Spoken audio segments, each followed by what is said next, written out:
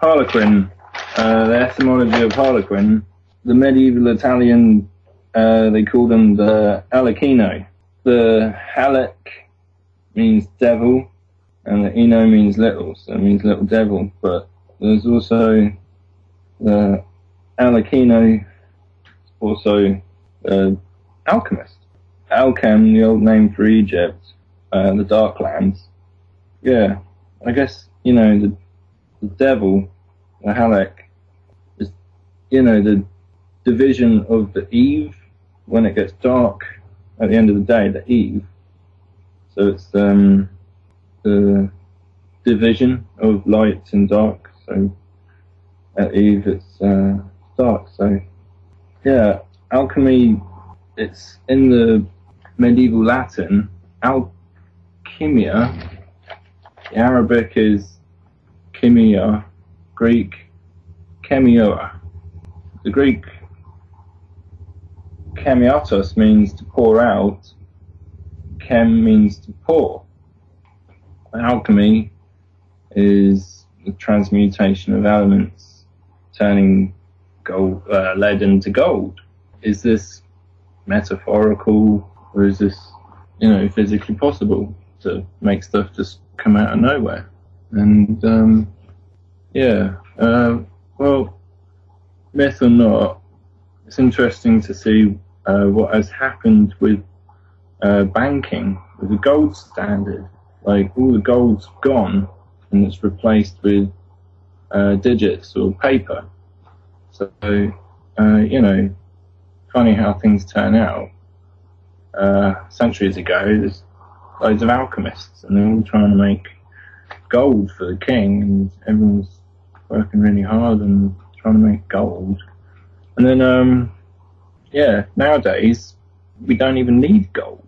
Well, the banks or the system, or, you know, whatever, like, taking away the gold standard, it's kind of done one better than the alchemists were trying to do. Or they've made infinite funds, what the alchemists are trying to do. So, yeah, I was fascinated to learn of the royal courts, and, you know, yeah, magic has always been a very old tradition in royal families. But, you know, as the occult really does just mean secret, or, you know, hermetics, it means sealed, sealed shut. You know, for example, Prince Charles is in the magic circle, the club with, like, Paul Daniels and Darren Brown and Dynamo. So yeah, I'm pretty sure they know a trick or two, or, you know. But it's interesting with what the Royal Academies of Drama and Theatre, their productions, or any royal charter like the BBC, you know, TV in general, came out with the coronation of Queen Elizabeth. It was a very big generation culture shift. TV and all, I'd say. Most people, if you haven't gone and found out first-hand information, you know, you learn it on TV. TV's taught people, you know, generations a lot. There's some people that don't use computers, and they just get their information from news and TV. And I feel that all that information from those sources are very well kind of like filtered to a degree, you know, because, you know, throughout history the royals have dictated reality. You know, before it was the church, and they're like, yeah, this really happened. If you don't go along with it, I recommend you just go along with it, you know. But now people watch, they learn about nature on TV.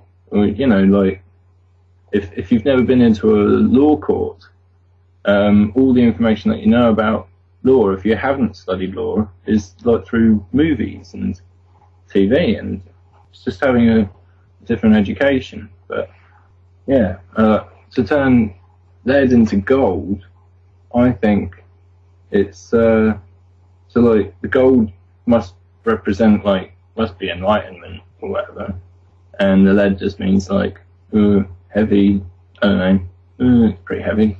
It's like with feelings, like with the theatre masks, you've got like the happy face and the sad face. And like the sad face is like, ooh, I feel down, and you're crying. I guess that's like the lead. And then the happy one is like the gold. So like, you know, paradoxically, if you're crying so much that it, you know, your body's shaking, like, and it's just like laughing. It's like hysterically laughing. Like it's the same thing your body does. It's like both extremes, or, you know, but they're both like reactions, and sometimes they're just unavoidable. They're like hysterically laughing. And I think this is kind of the state of kind of, you know, you're in a state of non-thought, and it's almost like transcendental. It reminds me of what the tarot says of the Fool, the first card. It's the 0 card, and the Fool, he's on the edge of a cliff holding a bindle, and he's got his eyes closed, and he's not bothered about falling over the edge. In the old days, the king would have fools in the courts for entertainment, because they said that the fool was divinely inspired. You know, when they're highly humorous, so he always had like a fool or two. But with the concept of, you know, what the fool is, I think is, you know, a state of, I guess, total trust, because he's got his eyes closed and he's carelessly walking very close to a cliff. He's going to fall, but he's only to fall to full up, because I think with how nature has its cycles, we have the seasons and we have psychological cycles processing that reflect, and they synchronize with nature. I think, you know, to study the seasons, and it's pretty much astrology, how, nature reflects the inner psyche. As the sun goes over the sky, east to west every day, and, you know, all the other planets follow it. It's a cycle, and when you're in a cycle, you're forever falling into something new. So, you know, it is just that sort of existence itself. It's you're just forever falling into the mystery. You know, even if you knew what was going on, you're still. I refer the fool to the Tao Te Ching, like Lao Tzu's philosophy of the Tao, and that state of mind where, you know, I mean, you can't know everything in one lifetime. You can't say everything you know all in one go, or it's just that state of mind where it's clarity of mind.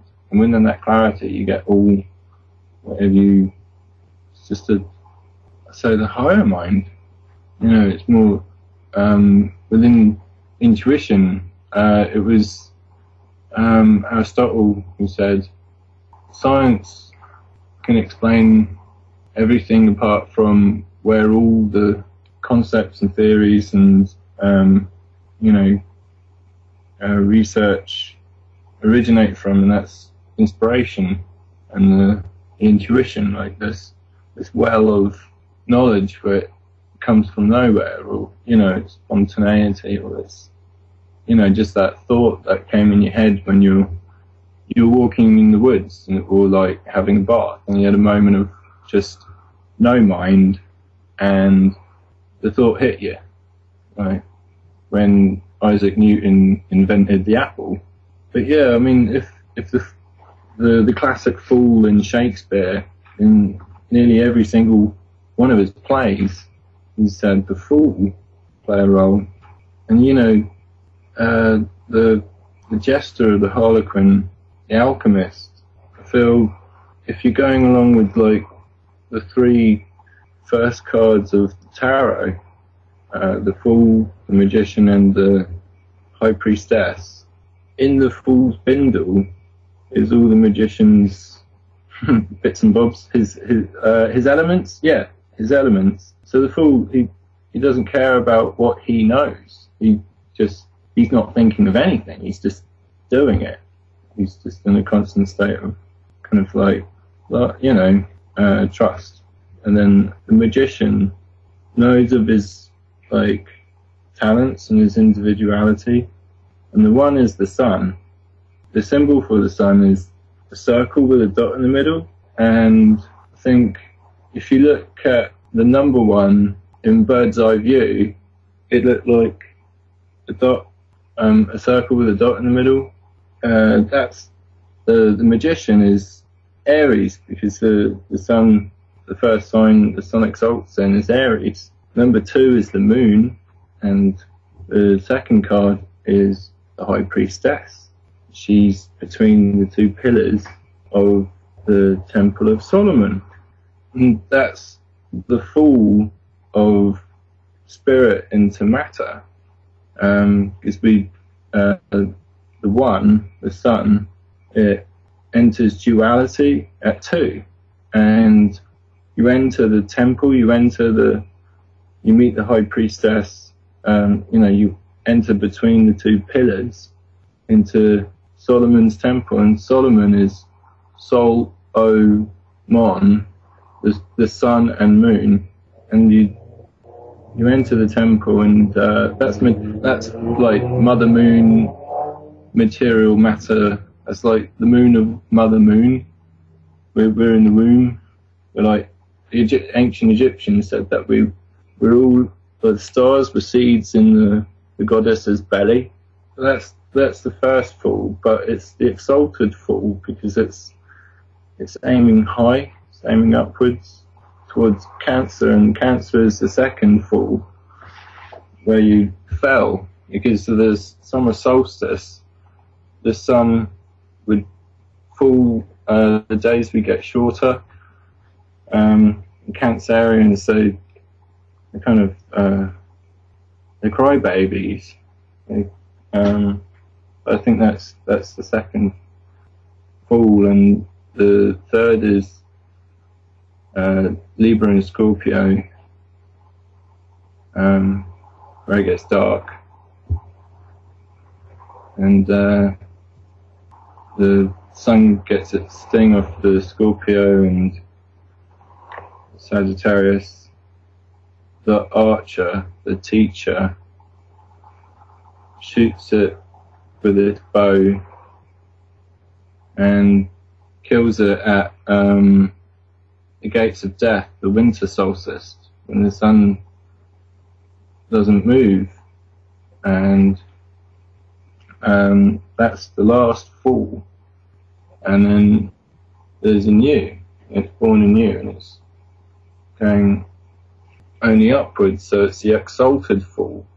So with the exalted falling, it's the filling, and then when it's falling from top to bottom, it's the full. It's the cycle has a lot to do with ego death and how people naturally learn. It goes through psychological processing. Sometimes when an ego gets hurt, there's sometimes decisive decisions to make with oneself on the personal issues of concern when an ego gets hurt. And I can see the best way on dealing with any upset is to see the humour in it, be the fool. But yeah, easier said than done, I guess. Joel? Yeah? Tarot cards, Right, on the very basic knowledge, the first card, or is it the 0 card for the Fool? Oh. I know, like, to start on 0, not to start on 1. I think it's just mathematic philosophies. Like, the 0 and the 1, they're kind of the same, but they're not. Or they're what qualities numbers have. Is there a number 1 card? Yeah, there is. What's that one? That one's called the Magician. What would the last card see for this one? The last one, I want to say paradoxically the Fool, or where is the last one? I think it's Judgment. I think Prajna's got something to say. Prajna? Yeah, I was just wondering, Joel, if you've come across Osho's Zen Tarot and what he has to say about the Fool. No, what does he say about it? He says a fool is one who goes on trusting. A fool is one who goes on trusting against all his experience. You deceive him, and he trusts you. You deceive him again, and he trusts you. You deceive him again, and he trusts you. And then you will say that he is a fool. He does not learn. His trust is tremendous. His trust is so pure that nobody can corrupt it. Be a fool in the Taoist sense, in the Zen sense. Don't try to create a wall of knowledge around you. Whatsoever experience comes to you, let it happen, and then go on dropping it. Go on cleaning your mind continuously. Go on dying to the past so you remain in the present. Here now, as if just born, just a babe. In the beginning it's going to be very difficult. The world will start taking advantage of you. Let them. They are poor fellows. Even if you are cheated and deceived and robbed, let it happen, because that which is really yours cannot be robbed from you. That which is really yours, nobody can steal from you. And every time you don't allow situations to corrupt you, that opportunity will become an integration inside. Your soul will become more crystallized. And then he's got a little bit of commentary on the card as well, because the Osho Zen Tarot's got lovely pictures on it. And this particular picture has got a cliff, and the Fool is holding a bunch of flowers in his hands and stepping out into nothingness from the edge of the cliff. And the commentary is moment to moment, and with every step, the Fool leaves the past behind. He carries nothing more than his purity, innocence and trust, symbolized by the white rose in his hand. The pattern on his waistcoat contains the colors of all 4 elements of the tarot, indicating that he is in harmony with all that surrounds him. His intuition is functioning at its peak. At this moment, the Fool has the support of the universe to make this jump into the unknown. Adventures await him on the river of life. This card indicates that if you trust your intuition right now, your feeling of the rightness of things, you cannot go wrong. Your actions may appear foolish to others, or even to yourself, if you try to analyze them with the rational mind. But the 0 place, occupied by the Fool, is the numberless number, where trust and innocence are the guides, not skepticism and past experience. That ties in quite well with what you've just been talking about, doesn't it? Just a bit. I do like Osho's Zen Tarot deck. It has some wonderful stuff in.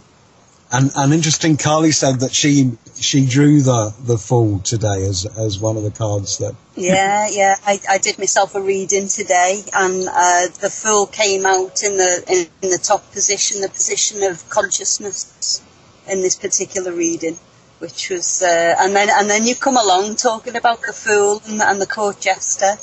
But Robo, your question about what is the last card?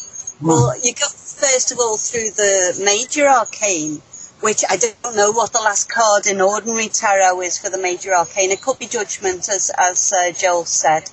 And then you go through the minor arcane, so there isn't really a last card. But in the Osho Zen Tarot, I think the last card in the major arcane is the Master. Yes, I'm right, it is the Master. Is there like 674 cards and 22 then major whatever it's called? Is that right? Let's have a look on the front of the book because it tells us there somewhere. That's about right.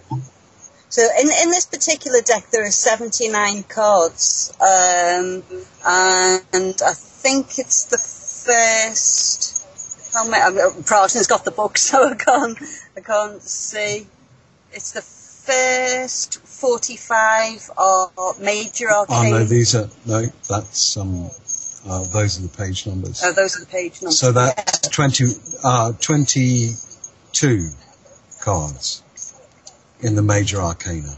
Well, you have to count the Master as well. I mean, he also occupies a place of no number. Yep, numberless. But the Fool is 0. Yeah. So, yeah. Anyway, so there you go. Is there something with a chariot in it? I can remember a Steve Village album, I think, who used a chariot in that. Might have been another band. That's Cancer. That's related to Cancer. I don't know. You know, obviously people say a lot of things about it. I found some stuff I can crap on about. Yeah, go ahead. Yeah, alright. So, if you YouTube Order of the Garter, you will see videos of the Queen and other people in the chivalrous order of knights. The Dukes, Earls, Kings and Queens, Prime Ministers, Barons, Baronesses. They do a fashion parade down Windsor Castle in June soon. And they all dress up in black cloaks and they've got feathers in their hats, and it's a knighthood order. And the paraphernalia of there's military generals there and soldiers, and these they're called the officer of the arms. And to me, they look like harlequins. Well, their colours are like red, blue, gold. I'm interested in them. They're kind of they hang out with beef burgers or yeomen or guard or whatever. Yeah. So there's the one in the Victorian times, William Weldon. He was an interesting guy. He lived in Tavistock House after the social critic, famous novelist Charles Dickens left. He lived there for quite a while, rebuilt it to what we know now as Tavistock House. This guy had loads of ludicrous titles like honorary, rah, rah, rah, rah, rah. Loads of them. The interesting thing about this guy, he's high up in the Order of the Garter. He used to own a circus, and his wife, she became very spiritual. And yeah, what I'm trying to say is the royals were really into magic. So his wife got really spiritual and turned the house into an orphanage. But this has, connections with what we know now as Tavistock Institute and Tavistock Clinic, and what history, Tavistock Clinic down Abbey Road originally was created to help war victims of shell shock. But nowadays Tavistock is social research, think bubble sort of government whatchamajig. I'm interested with, Freud and the Tavistock Clinic. Freud was funded by Princess Mary Bonaparte. She's the great-great-grandniece of Napoleon. She liked him because she sorted the problem out. She couldn't orgasm, and he helped her to do that. She really liked that, so she funded him and hung out with him a lot.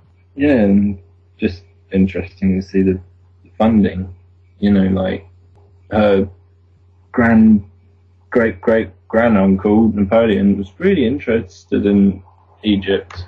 He blew holes out the sides of the pyramids and checked them out, and you know, just like all the other royals, really fascinated with what Egypt's got to have. You know, Napoleon, which was Egypt at the time, he nowadays like Gaza area.